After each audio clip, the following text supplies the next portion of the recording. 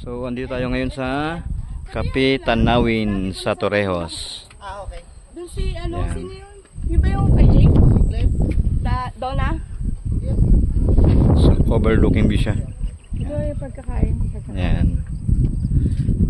Yan ang kanilang signage. Yan, may ginagawa pa doon na parang playground ng sa bata. Nung unang punta ko rito, ginagawa pa lang to. As in, wala pa talaga yan. Yung puti, yung Kape Tanawin na yan, talagang ginagawa pa lang yan. Pero ngayon, buo na. Yan. Talagang napaka-relaxing ng view rito, mga kabayan. So, kailangan nyo lang ito, bumili kayo ng 300 worth of voucher. Consumable to. So, pwede nyo ibayad kung kakain kayo for one. Yan.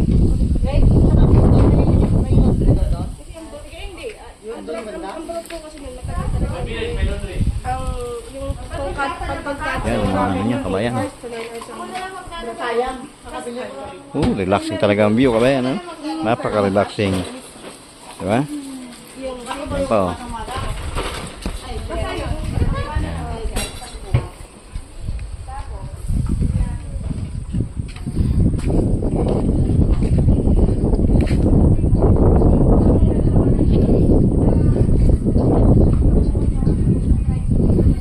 Relaxing ang view, kabayan.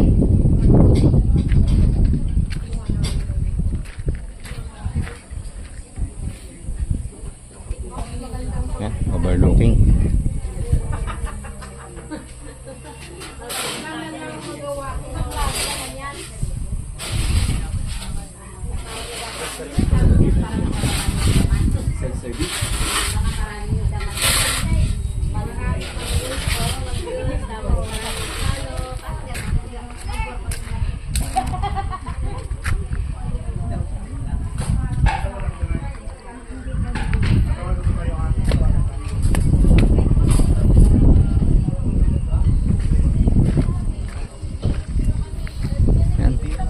Kung may time kayo mga kabayan, magandang pumarini. Napaka-relaxing ng view. Medyo mainit ngayon, siguro mas maganda dito magpunta pag medyo paapon-apon na.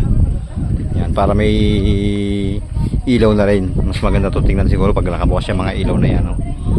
Yan, talagang sulit yan, kabayan. Yan. So yung parking area nila, kung may sakyan kayo, may mga motor yan, kayang-kaya naman ng ordinaryong sedan ang bawang. Hindi gan kahirap.